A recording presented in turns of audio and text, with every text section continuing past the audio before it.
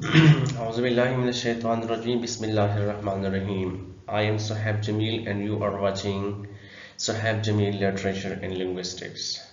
So guys, today we will discuss Dr. Foster's literary analysis. We are going to discuss all the literary things included in this play by Sophocles, Christopher Marlowe. Let's start. But before going to watch the video, you must subscribe to this channel. Please like and share this video with your friends, with your dears and shares. So guys, Dr. Faustus is the best representation of Renaissance of the 16th century. Remember this, that all the things included in this play is related to Renaissance. There is a clash between the Renaissance and medieval values. Medieval and simple worlds called Dark Ages. Doctor Faustus जो है ये एक अच्छा representation है 16th century में जो Renaissance means Nishat Sania, यानी जिस दौर में रिवाइवल ऑफ लर्निंग हुआ था, जो कि ग्रीक्स नॉलेज थी और वो दब के रह गई थी, तो वो रेनेसा में जो कि एडली में स्टार्ट हुआ था, तो इसमें वही चीज़ें फिर से उसका मतलब ये है कि वो जो नॉलेजेस थे उस पर फिर से काम होना शुरू हो गया था। सो अब रेनेसा में क्या होता है और ये जो प्ले है इसमें किस तरह जो रेनेसा की जो वैल्यूज थी उसके रिप्रेजेंटेशन किस तरह हुई हैं। The play shows the conflict between the Renaissance and medieval values। जिस तरह के मैंने बताया कि एक कॉन्फ्लिक्ट है, मतलब इंसान क्या चाहता है, पहले क्या होता था, अब क्या होता है, किस चीज़ पर तनकीद हुई है, किस चीज़ इस राइटर ने कौन सी ऐसी चीज़ है जो कि पहले एज में थी और वो रेनेसा में नहीं होती थी, और जो रेनेसा में है उसको किस नज़र से मिडिवल एजेस में देखा जाता था।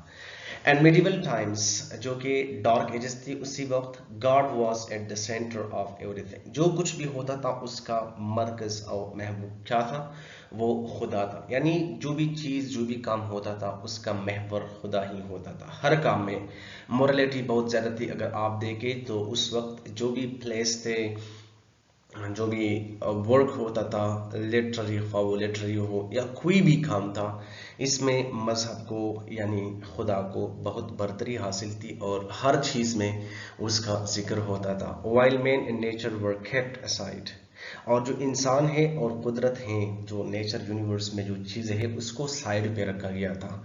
अगर कोई भी काम करना चाहता था तो उसको मजहब के नज़र से देखता था। Renaissance was a revolt against those medieval values. अब जो रेनेसा आया तो ये क्या था, एक बगावत था। जो मिडिवल वैल्यूज थे, जो काम वहाँ होते थे, या गॉड को जो महवर रखा गया था, सेंटर रखा गया था, तो उस चीज़ के खिलाफ बगावत शुरू हुई और इंसान ने इंडिपेंडेंटली जो उनकी सोच होती थी उस चीज़ पर मतलब अपनी जहन से चीज़ों को परखना इंसान ने सीख लिया, और इसी से फिर वो इंडस्ट्रियलाइजेशन भी स्टार्ट होता है और जो मोरलिटी थी, मोरलिटी का ग्राफ भी नीचे आ जाता है। इसी तरह जो साइंस, टेक्नोलॉजी और ये चीज़ें ही वो ऊपर की तरफ जाते हैं, मतलब एक इनवर्स प्रोपोर्शन बन गया। जो मजहब था वो डाउन टू अर्थ आ गया और जो था वो अप टू द स्काई चला गया। जो science, technology,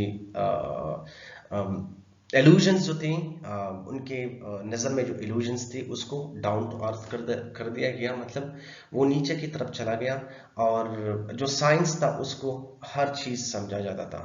people started getting the education and realising themselves. अब लोगों ने एजुकेशन हासिल करना शुरू किया। पहले जो होते थे सिर्फ प्रीस्ट होते थे या जो शाही ख़ानदान, रॉयल फैमिलीज होते थे, उनमें कुछ लोग ही एजुकेशन हासिल करते थे। और इस रेनेसां में सबसे जो बड़ा किरदार अदा किया है, जिसका आपको पता है, वो प्रिंटिंग प्रेस ने अदा किया है।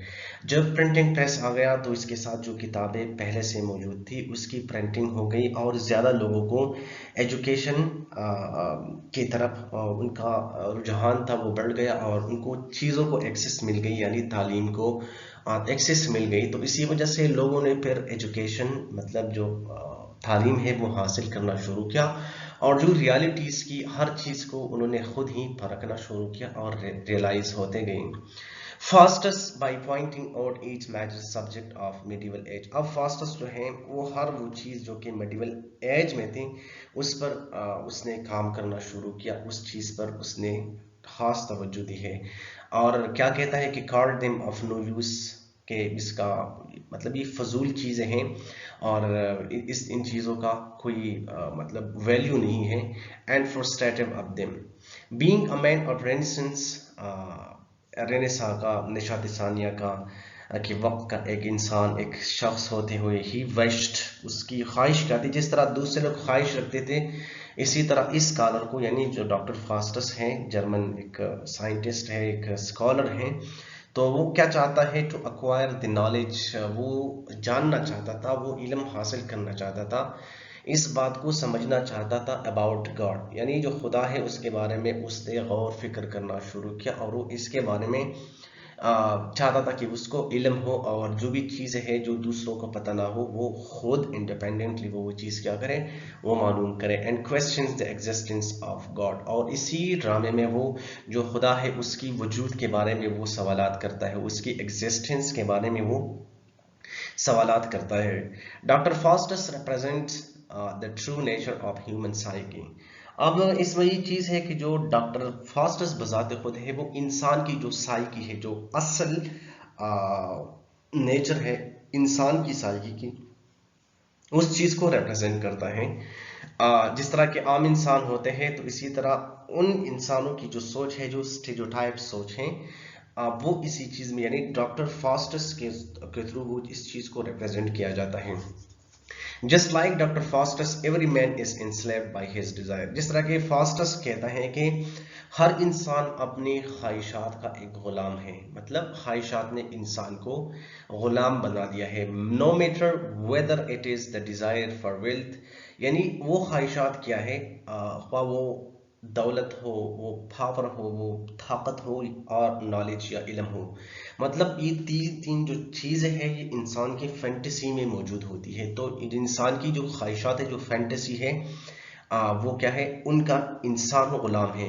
Every one of us wants the unlimited of everything, और हम जो है लोग जो होते हैं, इंसान की जो नेचर है वो हर चीज़ को अनलिमिटेड चाहता है, मतलब जो भी चीज़ वो चाहता है उसको चाहता है कि वो जो उसकी मर्जी के मुताबिक हो, जो उसकी मंशा के मुताबिक चीज़ें हैं उसको ज़्यादा से ज़्यादा चाहता है। ख्वाह वो दौलत हो, अगर दौलत 10 रुपया जाता है तो वो चाहता है कि ये 20 हो जाए, अगर 20 हो जाए तो वो चाहता है कि ये 100 हो जाए, अगर 100 रुपया है तो वो चाहता है कि 1000, अगर 1000 है तो वो चाहता है कि 1 लाख, अगर 1 लाख है तो इस तरह बात, मतलब इंसान इस चीज़, और जो पावर है, अगर इंसान का अपने घर पर पावर है तो वो चाहता है कि मैं पूरे इलाके का ताकत संभालूं।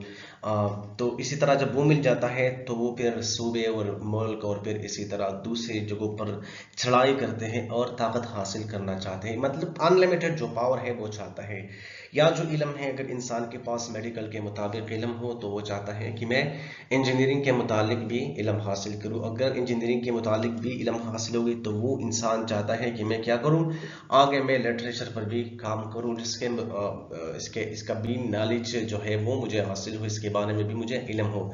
फिर अगर उसको वही मिल जाता है तो फिर चाहता है कि मैं एस्ट्रोनॉट बन जाऊं, मैं जो माहिर फल्कियात है मैं वो बन जाऊं, इसी तरह botany, biology, philosophy, magic, whatever, all these things included in knowledge. So a man wants unlimited knowledge, unlimited power, and unlimited wealth. Everyone of us wants the unlimited of everything. और हम में से हर कोई क्या करता है, वो हर चीज़ का लामुतनाही और जिसका कोई सरमालूम नहीं वही चीज़ चाहता है। इन शॉर्ट सिंपल अल्फाज में हम बात को आगे बढ़ाते हैं। Every one of us is doctor Faustus, मतलब हम में से जो भी है हर बंदा, हर इंसान को क्या है, डॉक्टर फास्टस है। इन वन वे और अदर, एक तरीके से दूसरे तरीके से, कोई दौलत का पुजारी है तो कोई ताकत का पुजारी है तो कोई इल्म का पुजारी है। तो इसी तरह कहते हैं कि वही was the true representation of the nature of human psyche. इसके आगे हम जाते हैं लिटरेरी एनालिसिस में कि magic and supernatural elements are recurring themes in the play. जिस तरह के जो रेनेसां में होता था उसमें ये जो सुपरनैचुरल चीज़ें हैं या नेक्रोमेंसी हम इसको कह सकते हैं, जो मैजिक के मुताबिक है, जिसको जो मैजिकल नॉलेज है इसको हम नेक्रोमेंसी कहते हैं। तो जो है डॉक्टर फास्टस इसी में क्या चाहता है, वो जो चीज़ें भी उसमें होते हैं, जो भी एलिमेंट्स है इसमें good evils, sorry good angel bad angel आता है, मेफिस्टोफेलिस है, लूसीफर है, ये सारी चीज सुपर नेचुरल चीजें हैं। और दूसरा अगर आप मैजिक को देखें तो भी उस वक्त ये क्या था, एक आम चीज था रेनेसां में, इस पर प्रैक्टिस किया जाता था और लोग इसके जरिए से दूसरे लोगों को नुकसान भी पहुंचाना चाहते थे, उनको गुलाम बनाना चाहते थे। तो ये चीज इस जो प्ले है इसका एक थीम है। Everyone is performing magic and spells. इस ड्रामे या प्ले में हर बंदा वो मैजिक जो उसके पास हैं, जो जादू है और एंड स्पेल्स, और जो कि खास किस्म की उनके अल्फाज होते हैं, वही चीज़ें हर कोई यही चीज़ इस्तेमाल करता है। However, it is significant to mention, लेकिन एक बात ये ज़रूरी है कि यहाँ पर की जाए, that nothing significant is achieved through this magic, कि इस मैजिक के जरिए कोई ख़ास काम नहीं हुआ। मतलब इंसान ने सिर्फ वही किया जो उसकी मर्जी थी, यानी इसने ही दूसरों को नुकसान पहुंचाने के लिए इस चीज़ को सीख लिया था और इस चीज़ का प्रैक्टिस कर रहा था, यानी वो जादूगर थे।